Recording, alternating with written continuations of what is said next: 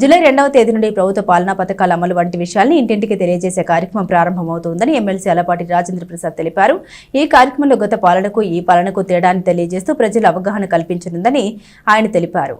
Telugu Desam party కార్యాలయంలో ముఖ్యమంత్రి సహాయ నిధి నుండి లబ్ధిదారులకు ఎమ్మెల్సీ అలపాటి రాజేంద్ర ప్రసాద్ చెక్కులను పంపిణీ చేశారు. ఈ సందర్భంగా ఆయన మాట్లాడారు. గత ప్రభుత్వ ప్రజా వ్యతిరేక పాలనను అధిగమించి ఏర్పాటు చేసుకున్న ప్రజా ప్రభుత్వమైన కూటమి ప్రభుత్వం సంవత్సర కాలంలో చేపట్టిన అభివృద్ధి సంక్షేమ కార్యక్రమాలు ఏ విధంగా సామాజిక న్యాయాన్ని చేపట్టిందనేది జూలై 2వ తేదీ నుండి ఇంటింటికి తెలియజేసే కార్యక్రమాన్ని చేపడుతున్నట్లు ఎమ్మెల్సీ అలపాటి రాజేంద్ర ప్రసాద్ తెలిపారు. అలాగే ప్రజలకు ఏ పథకాలు రాలేదు, ఎందుకు అమలు కాలేదనేది కూడా పరిశీలించడం జరుగుతుందని తెలిపారు. తాను తిరుపతి ఇన్ఛార్జిగా ఉన్న నేపథ్యంలో 3వ తేదీ నుండి ఈ కార్యక్రమం పాల్గొననున్నట్లు ఎమ్మెల్సీ అలపాటి రాజేంద్ర ప్రసాద్ తెలియజేశారు. పార్టీ నాయకులు, కార్యకర్తలు ఇంటింటికి వెళ్లి ప్రభుత్వ ప్రగతిని తెలియజేయాలని ఆయన తెలిపారు. ఈ కార్యక్రమంలో పార్టీ నాయకులు మహమ్మద్ కుద్దూస్, వంగా సాంబిరెడ్డి, అడుసుమిల్లి వెంకటేశ్వరరావు, వసంతం అశోక్, పసుపురెడ్డి త్రిమూర్తి తదితర నాయకులు పాల్గొన్నారు. కూటమి ప్రభుత్వం ఏర్పడిన తర్వాత దాదాపు 12 నెలల కాలం పూర్తి చేసుకున్న సందర్భంలో ఈ 12 నెలల కాలంలో కూటమి నాయకత్వం ఏ రకంగా పరిపాలన చేసింది, గత ప్రభుత్వానికి ఈ ప్రభుత్వానికి ఉన్నటువంటి వ్యత్యాసం, ఆనాడు ఆ విధ్వంసకరమైనటువంటి పాలనలో జరిగినటువంటి నష్టాలు, అదేవిధంగా ఇప్పుడు ఈ సంవత్సర కాలం నుంచి సమన్వయంతో శాంతి భద్రతలను కాపాడుకుంటూ గ్రామ వ్యవస్థల్ని బలపరుచుకుంటూ నియోజకవర్గాల్లో ఉన్నటువంటి గుంతల రోడ్లన్నింటినీ పూడ్చుకుంటూ అభివృద్ధి కార్యక్రమాలు ఒక పక్క, సంక్షేమ కార్యక్రమాలు ఇంకో పక్క అమలు చేసుకుంటూ మాకిచ్చిన 164 సీట్ల గెలుపుకి కారణమైనటువంటి ప్రజల్ని పలకరిస్తూ వారి సమస్యల్ని పరిష్కరించాలనే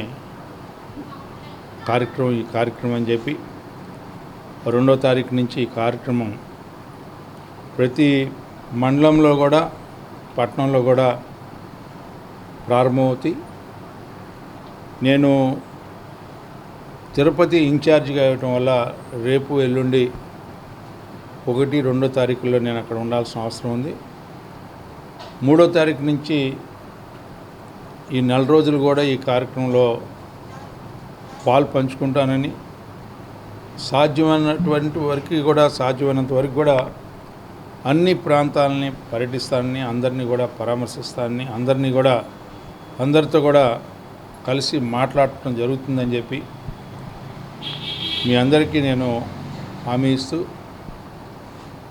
ఏ రకమైనటువంటి నమ్మకాన్ని, విశ్వాసాన్ని తెనాలి నియోజకవర్గంలో మరి ముఖ్యంగా తెలుగుదేశం పార్టీ శ్రేణులు నాపై ఉంచిన బాధ్యతకి పూర్తిగా కట్టుబడి ఉంటానని చెప్పి ఈ సందర్భంగా మనవి చేసుకుంటూ, మీ అందరి దగ్గరికి త్వరలో మిమ్మల్ని కలవబోతున్నటువంటి మీ ఆలపాటి రాజేంద్ర ప్రసాద్. మీ అందరికీ తెలుసు, ముఖ్యమంత్రి గారి సహాయ నిధి ఒక పక్క ఆరోగ్యశ్రీ ఉన్నా కూడా ఆరోగ్యశ్రీ పరిగణలోకి రానటువంటి ఏ అయితే వ్యాధులు ఉన్నాయో ఆ వ్యాధులకి ఎవరైతే ఆసుపత్రులకి వెళ్ళి నయం చేసుకోవాలనుకున్నా, లేకపోతే నయం చేయించుకొని ఆల్రెడీ ఖర్చు పెట్టుంటేనో వాళ్ళందరినీ కూడా ఈ రోజున భారతదేశంలో కూడా ఏ రాష్ట్రంలో కూడా ఎలాంటి కార్యక్రమం అమలు కావట్ల. ముఖ్యమంత్రి సహాయ నిధి ద్వారా ఈ రోజున ఎంతోమంది లబ్ధి పొందుతూ ఉన్నారు. ప్రతి వారం తెలుగుదేశం పార్టీ కార్యాలయం నుంచే 5 నుంచి 6, 10 మంది అట్లా కూడా ఇవ్వటం జరుగుతూ ఉంది. ఈరోజు మొన్న ఒక 5 కొల్లిపర్ర, ఒక 3 ఇవ్వటం జరిగింది, నిన్నగాక మొన్న. మరి ఆ క్రమంలోనే ఇంకా ఇక్కడ మన పట్టణంలో జట్టి వెంకటరమణ వారికి 2,03,274, అదేవిధంగా కొన్నిపాటి నాగశ్రీ గారికి 43,310 రూపాయలు, కోగంటి వెంకట సుబ్బయ్య గారికి 1,02,518 రూపాయలు ఈరోజు సీఎం రిలీఫ్ ఫండ్ ద్వారా 11/6/2025న శాంక్షన్ అయ్యి చెక్కులు కూడా ఇవ్వటం జరిగింది.